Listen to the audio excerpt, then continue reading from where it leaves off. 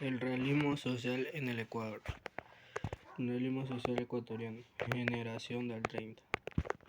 En el Ecuador, en las primeras décadas del siglo XX, casi en paralelo con el resto de Latinoamérica y bastante después al realismo europeo, apareció un grupo de jóvenes escritores que formaron lo que se denominó la generación del 30, representantes del realismo social ecuatoriano, en donde los protagonistas y el lenguaje de la narración pertenecen al pueblo. Los escenarios en los que se desarrollaron sus historias son lugares cercanos a los lectores, las estrechas calles de Quito, los campos y pueblos costeños, los ríos, lagunas y caseríos de pesca, las haciendas o latifundios serranos, etc. Las obras del realismo social ecuatoriano destacan por la tradición oral como elemento importante de nuestra cultura. La vida diaria del campesino y del citadino está impresa en sus páginas. El bolón de verde con pescado, las fiestas en casa del compadre, las formas caseras de pesca, el alcohol, las pasiones violentas del montubio y del indígena, la riqueza de costumbres y saber ancestral, los amorfinos, las huelgas de obreros, las manifestaciones callejeras y denuncias de la injusticia social, la corrupción, el abuso de poder. 2. La generación del 30 se desarrolló en varios lugares del país. José de la Cuadra, Alfredo Pareja Canseco, Joaquín Gallegos Lara, Demetrio Aguilera Malta y Enrique Gilbert construyeron el llamado Grupo de Guayaquil o Cinco como un puño. También en la costa, Esmeralda, Alberto Ortiz. En la sierra, como temáticas similares, sobresalen Pablo Palacio, Jorge Icaza, Fernando Chávez, entre otros. Demetrio Aguilar Malta. Demetrio Aguilar Malta, novelista, poeta, dramaturgo, periodista, humanista, cinematográfico y diplomático, miembro del Grupo de Guayaquil, de enorme influencia en la literatura ecuatoriana. En 1958 se instala en México, en donde escribe gran parte de su obra. Sus obras fueron en diversos géneros: cuentos, lo que se van, novela Don Goyo, 7 lunas y 7 serpientes, Jugar, etc. También varios ensayos y obras. Carrera literaria. Aguilar Malta es considerado uno de los más importantes escritores del Ecuador. Fue miembro fundador de la Casa de la Cultura Ecuatoriana, del Grupo de Guayaquil, junto con su gran amigo Joaquín Gallegos Lara, de la Comunidad Iberoamericana de Escritores y de la Casa de la Cultura Latinoamericana. Sus libros se han expandido por el mundo y han sido traducidos a varios idiomas. Varios estudios se han hecho sobre su obra, entre ellos Realismo Mágico, la narrativa de Aguilar Malta, de Antonio Fama, la narrativa de Aguilar Malta, de María Eugenia Valverde, del realismo del expresismo, el teatro de Aguilar Malta, de Gerardo Luzuriaga, Realismo Mágico y denuncia del romanzo de Demetrio Aguilar Malta, de Giuseppe Beilin. Joaquín Gallegos Lara.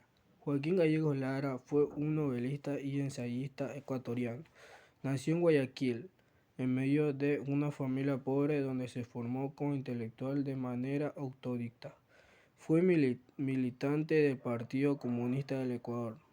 Hasta su muerte, escribió apenas un puñado de cuentas que se publicaron en la colección Los que se van, junto con Enrique Gilbert y Demetrio Aguilar Malta. Después de su muerte se añadieron unas pocas cuentas más que no habían sido publicadas, entre ellos destacar La última Ranzo, que narra la historia del ajusticiamiento absurdo de un judío en las montañas de los Andes, a manos de un grupo de católicos supersticiosos. En 1946 publicó la novela Los cruces sobre el agua.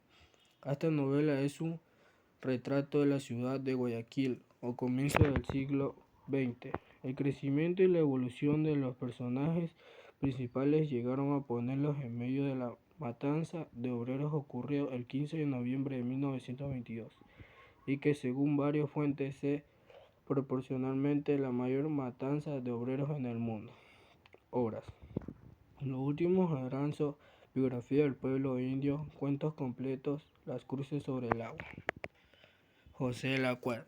Nació en Guayaquil en 1903 y murió en 1941. Fue abogado y ejerció como juez primero del crimen, lo que lo permitió su contacto con los montubios, pues eran sus clientes. Fue profesor del Colegio Vicente Rocafuerte. Escribió el diario El Telégrafo y tuvo una carrera diplomática, oportunidad que le permitió viajar por algunos países. Entre sus principales obras están Oro del Sol, 1995, Nieta de Libertadores, El extraño paladín, El amor que dormía, 1930, Repisas, 1931, La tigra, Los sangurimos, 1934, Los monos enloquecidos, 1951. Pablo Palacio. Narrador ecuatoriano cuya obra se describe a las vanguardias por su naturaleza absurda, grotesca y irreverente, desconocida por su padre al nacer.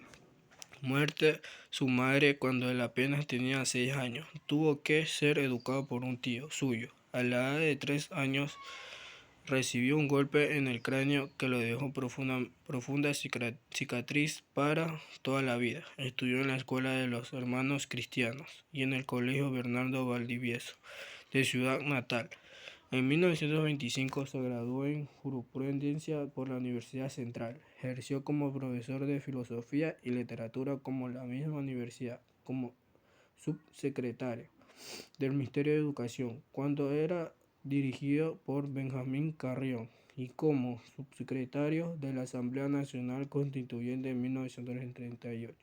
En 1939 comenzó a sentir ciertos trastornos mentales que pronto se declararían en locura, de forma que en los últimos 7 años de su vida hubo de pasarlos en una clínica psiquiátrica, acompañado y cuidado por su fiel esposa, la cual se ofreció como enfermera en la misma clínica para poder sufragar los gastos del tratamiento. En política, militó del Partido Socialista y junto con Jorge Reyes, Jaime Chávez y Alfonso Moscoso fundó la revista Cartel, después de la cual se divulgaban las ideas socialistas. Obras: Un hombre muerto a puntapiés, Débora, Vida del Alcorcado. En Generación de los 30 es una literatura del realismo social. Esta corriente se inspira de la sociedad en general, pero tuvo cierto apego en los sectores populares y las comunidades indígenas, de los cuales surgieron personajes recurrentes en la narrativa: hacendados, curas, políticas indios y montubios, y la obra que abrió el paso a lo que se conoce como literatura indigenista o indigenismo es Plata y Bronce de Fernando Chávez Reyes. La generación del 30 fue un grupo de escritores que compartieron características similares englobadas en un lenguaje literario y en una ideología común. Provienen del compartir un espacio cultural, sociopolítico y una educación homogénea. Estilo tendencia: ser testigo de hechos históricos y apropiarse de ellos para plasmar en papel su respectiva descripción, haciéndolo uso de recursos poéticos artísticos. Muchas gracias.